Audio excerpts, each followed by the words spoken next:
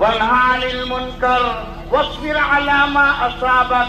अल्लाह ने कुरान में पूरा एक रुकू, पूछो इन उलमा से, पूरा एक रुकू अल्लाह तबारक व तआला ने कुरान करीम में जिक्र किया। माँ बाप को किस तरीके से अपने बच्चों की तरबियत करना चाहिए, कौन सी चीज उनके दिलो दिमाग में बिठाना चाहिए, कौन सी बातें उनके सामने करना चाहिए, किस तरीके से उनके अखलाक को दुरुस्त करना चाहिए। जबरदस्त अल्ट्रा है सैमसंग। अरे वो पीछे होता ना ऐसा बाबा नीचे बैठा है और हो गया हमारा बेटा सोफे पर टांग कर बाबा से बात करना। सही कहा।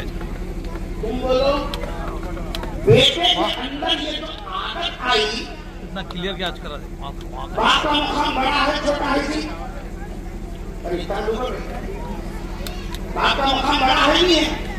अल्लाह के बाद अगर मुकाम है किसी का, वो माँ बाप का है।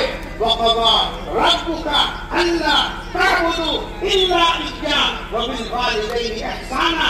कुरान में अल्लाह के हक के बाद अगर किसी का हक बताया, किसी का हक समझाया, किसी का हक रखा, तो वो माँ बाप का हक रखा। और कुरान ने साफ कहा अल्लाह के बाद अगर हो बेटी ऊपर बैठे जैसे आज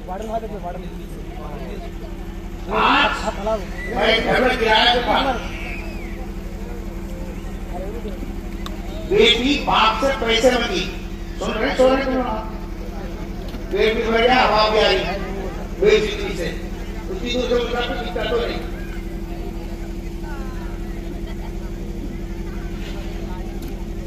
बेटी अम्मा से पैसे मांगी।